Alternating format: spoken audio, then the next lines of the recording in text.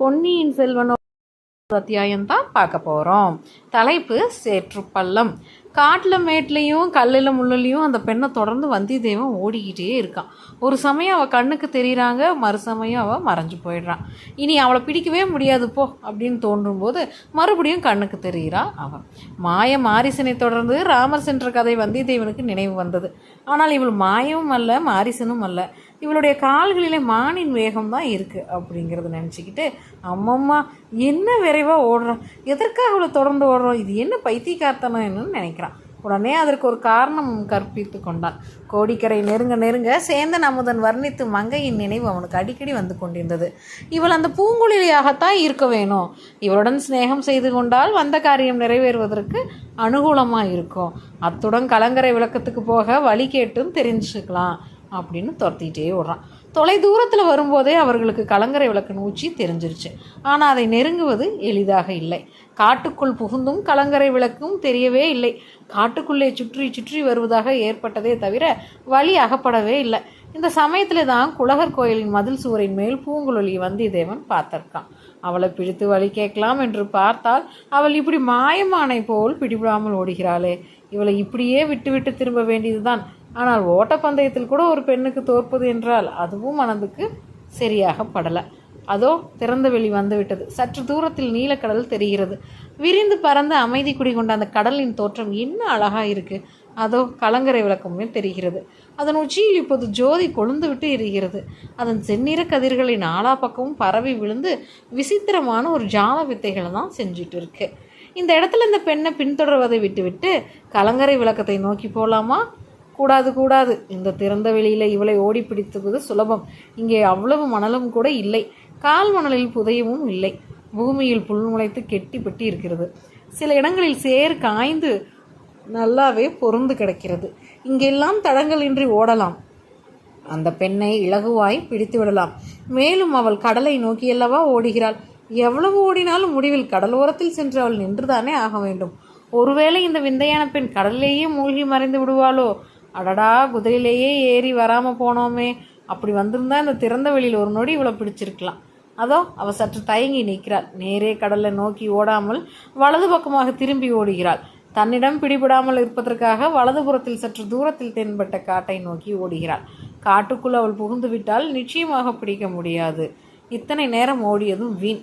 வந்தியத்தேவனுடைய கால்களும் அச்சமயம் கெஞ்ச ஆரம்பித்து விட்டது. மீண்டும் அவளுடைய மனதை மாற்றி கொண்டால் போலும். காட்டுக்குள் போகும் எண்ணத்தை விட்டுவிட்டால் போலும். பம்பரத்தை போல் ஒரு சுற்றி சுற்றி திரும்பி ஓடி வருகிறாள். கலங்கரை விளக்கின் அடிக்கு போக நினைத்தால் போலும். ஒரு நாடு பாய்ச்சல் பாய்ந்தால் அவளை பிடித்து விடலாம். கைப்பிடியாக அவளை பிடித்து, பெண்ணே ஏன் இப்படி என்னக்கென்று மிரண்ட ஓடுகிறாய்? உனக்கு உன் காதலிடமிருந்து செய்தி கொண்டு வந்திருக்கிறேன் என்று சொன்னால் எத்தனை அதிசயமடைவாள். சேந்தன் அமுதன் அவனிடம் ஒன்றும் சொல்லி அனுப்பவில்லை என்பது உண்மைதான். அதனால் என்ன, ஏதாவது சொந்தமாக கற்பனை செய்து சொன்னால் போகிறது. வந்தியத்தேவன் மனதிற்குள் தீர்மானித்தபடி தன் தேகத்தில் மிச்சம் இருந்த வலிமையெல்லாம் உபயோகித்து பாய்ந்து ஓடினான். திரும்பி ஓடி வந்து கொண்டிருந்த அவளை நாளே பாய்ச்சல் பிடித்து விடலாம் என்பதுதான் அவனுடைய உத்தேசம். திடீரென்று ஐயோ என்றான். தனக்கு என்ன நேர்ந்து விட்டது என்பது முதலில் அவனுக்கே தெரியவில்லை. பிறகு புலப்படத் தொடங்கியது. அவனுடைய கால்கள் இரண்டும் சேற்றில் புதைந்து கொண்டிருந்தன. முதலில் பாதங்கள் மட்டும் புதைந்தன. பிறகு கணுக்கால் புதைந்தது. முழங்கால் வரையில் சேறு மேலேறி விட்டது. அடடா, இந்த இடம் நம்மை எப்படி ஏமாற்றி விட்டது. மேலே பார்த்தால் நன்றாய் காய்ந்து இருந்தது. உள்ளே சேறு இன்னும் காயவில்லையே. என்றுமே முழுமையும் காய முடியாத புதைச்சேற்றுக்குழியில் பற்றி வந்தியத்தேவன் கேள்விப்பட்டதுண்டு. ஆடு மாடுகள், குதிரைகள், யானைகள் கூட அப்பள்ளங்களில் அகப்பட்டு கொண்டால் சிறிது சிறிதாக உள்ளே அமுங்கி கொண்டே போய் கடைசியில் முழுவதுமே முழுகி மறைந்து விடுமாம். அத்தகைய புதைக்குழிதானோ இது? அப்படித்தான் தோன்றுகிறது. முழங்காலும் மறைந்து விட்டதே. மேலும் உள்ளே இறங்கி கொண்டே இருப்போமோ? விரைவில் தொடை வரைக்கும் புதைந்து விடும் போல் இருக்கிறதே. யானைகளையும் குதிரைகளும் விழுங்கி ஏப்பம் விடும் புதைச்சேறு நம்மை சும்மா விட்டு விடுமா? ஐயோ, இதுவா நமது முடிவு? நாம் கண்ட எத்தனையோ பகல் கனவுகள் எல்லாம் இதிலேயே புதைந்து விட வேண்டியதானா? இந்த அபாய வேளையில் அந்த விசித்திரமான பெண் வந்து கை கொடுத்து காப்பாற்றினால்தான் உண்டு. வேறு வழி இல்லை.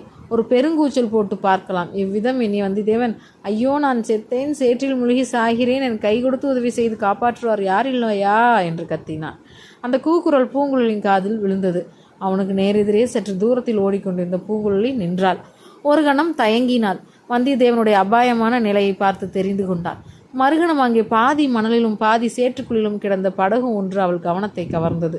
அக்குழியில் தண்ணீர் நிறைந்து ஆழமான நீரோடையாக இருந்த காலத்தில் அப்படகு உபயோகப்பட்டிருக்க வேண்டும். அதில் இப்போது லாவகமாக குதித்து ஏறினாள். துடுப்பை எடுத்து 2 தடவை வலித்தாள். அடடா, இது என்ன அதிசயம்! அந்த படகு நீரில் அன்னப்பறவை செல்வது போல் அல்லவா சேற்றின் மேலே விரைவாக மிதந்து செல்கிறது. மிதந்து சென்று புதை சேற்றுக்குழியின் அக்கறையும் அடைத்து விட்டது.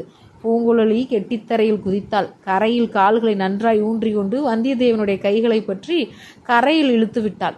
அம்மம்மா, அந்த மெல்லியாளின் கைகளிலேதான் அவ்வளவு வலிமை! தஞ்சைபுரி கோட்டை தளபதி சின்ன பழுவேட்டருடைய இரும்பு கைகளை விட இவளுடைய கரங்கள் அதிக உறுதியாகவே இருக்கிறது.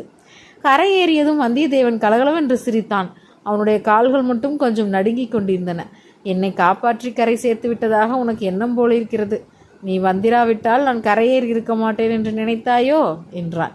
பின் எதற்காக அப்படி ஐயோ ஐயோ என்று கத்தினாய் என்று பூங்குழலி கேட்டாள். உன்னை ஓடாமல் தடுத்து நிறுத்துவதற்குத்தான். அப்படியானால் மறுபடியும் உன்னை குழியிலேயே தள்ளிவிடுகிறேன். உன் சாமர்த்தியத்தினால் நீயே கரையேறிக்கிறையா என்று பூங்குழலி சொல்லி தள்ள முயன்றாள். ஐயையோ என்று வந்தியத்தேவன் விலகி நின்று கொண்டான். எதற்காக அழகிறாய்? உயிர்க்காக பயப்படவில்லை, சேற்றுக்குத்தான் பயப்படுகிறேன். ஏற்கனவே தொடை வரைக்கும் சேராகிவிட்டது. பூங்குழலின் முகத்தில் புன்னகை மலர்ந்தது. வந்தியத்தேவனை ஏற இறங்க பார்த்தாள். அதோ கடல் இருக்கிறது, போய் சேற்றை கழுவி கொண்டு சுத்தம் செய்து கொள் என்றாள்.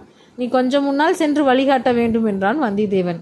இருவரும் கடற்கரையை நோக்கி நடந்தார்கள். சேற்று பள்ளத்தை சுற்றி கொண்டு சென்றார்கள். என்னை கண்டதும் எதற்காக அப்படி விழுந்தடித்து ஓடினாய்? என்னை பயங்கர பேய் பிசாசு என்று எண்ணிவிட்டாயா என்றான் வந்தியத்தேவன்.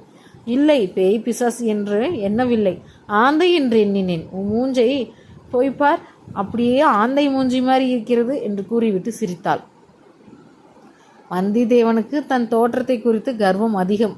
ஆகையால் அவனை ஆந்தை மூஞ்சி என்று சொன்னதும் அவனுக்கு மிக்க கோபத்தை உண்டாக்கிற்று. உன்னுடைய குரங்கு முகத்துக்கு என்னுடைய ஆந்தை முகம் ஒன்றும் குறைந்து விட்டதாக்கும் என்று முணுமுணுத்தான். என்ன சொன்ன? ஒன்றுமில்லை, என்னை கண்டு எதற்காக அப்படி ஓடினாய் என்று கேட்டேன். நீ எதற்காக அப்படி என்னை துரத்தி கொண்டு வந்தாய்?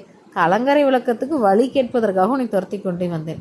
அதோ தெரிகிறதே விளக்கு. என்ன வழி கயப்பானேன்? காட்டுக்குள் புகுந்த பிறகு தெரியவில்லை. அதனாலே தான் நீ எதற்காக என்னை கண்டதும் அப்படி ஓட்டம் எடுத்தாய். ஆண் பிள்ளைகள் மிக பொல்லாதவர்கள். ஆண் பிள்ளைகளை கண்டாலே எனக்கு பிடிப்பதில்லை. சேந்தன் அமுதனை கூடவா என்றான் வல்லவரையன் கொஞ்சம் மெல்லிய குரலில். யாரை சொன்னாய்? தஞ்சாவூர் சேந்தன் அமுதனை சொன்னேன். அவனை பற்றி உனக்கு என்ன தெரியும்? அவன் உன் அருமை காதலன் என்று தெரியும். என்ன, உன் பெயர் பூங்குழலி தானே? என் பெயர் பூங்குழலிதான். சேந்தன் அமுதனை பற்றி என்ன சொன்னாய்? அவன் உன் காதலன் என்றேன். பூங்குழலி களீர் என்று நகைத்தாள். அப்படி யார் உனக்கு சொன்னது என்றாள். வேறு யார் சொல்வார்கள்? சேந்தன் அமுதன் தான் சொன்னான். தஞ்சாவூர் வெகு தூரத்தில் இருக்கிறது, அதனாலே தான் அப்படி சொல்லி தப்பித்து கொண்டான். இல்லாவிட்டால் இங்கே என் முன்னால் சொல்லியிருந்தால் அந்த சேற்றுக்குழியில் தூக்கி போட்டிருப்பேன். அதனால் என்ன? சேற்றை அலம்பிக்கொள்ள கடலில் ஏராளமாய்த்தான் தண்ணி இருக்கிறது. நீ விழுந்த புதை சேற்றுக்குழியில் மாடு குதிரை எல்லாம் முழுகி செத்திருக்கின்றன. யானை கூட அது விழுங்கிவிடும். வந்தியத்தேவனுடைய உடம்பு சிலிர்த்தது. அவன் அதை படுகுழி கொஞ்சமாக கீழே இழுத்து கொண்டிருந்த போது ஏற்பட்ட உணர்ச்சியை நினைத்து கொண்டான். இவள் மட்டும் வந்து கரையேற்றாவிட்டால் இத்தனை நேரம் அதை நினைத்த போது அவன் உடம்பெல்லாம் நடுங்கியது. சேந்தன் அமுதன் என்னை பற்றி இன்னும் என்ன சொன்னான் என்று பூங்குழலி கேட்டாள். நீ அவனுடைய மாமன் மகள் என்று சொன்னான். உன்னை போன்ற அழகி தேவலோகத்தில் கூட கிடையாது என்று சொன்னான். தேவலோகத்துக்கு அவன் நேரில் போய் பார்த்திருப்பான் போல இருக்கிறது. இன்னும் நீ நன்றாக பாடுவாய் என்று சொன்னான். நீ பாடினால் கடலங்கூட இறைச்சல் போடுவதை நிறுத்தி பாட்டை கேட்குமாமே, உண்மையா? நீயே அதை தெரிந்து கொள். இதோ கடலும் வந்து விட்டது. இருவரும் கடற்கரை ஓரமாக வந்து நின்றார்கள்.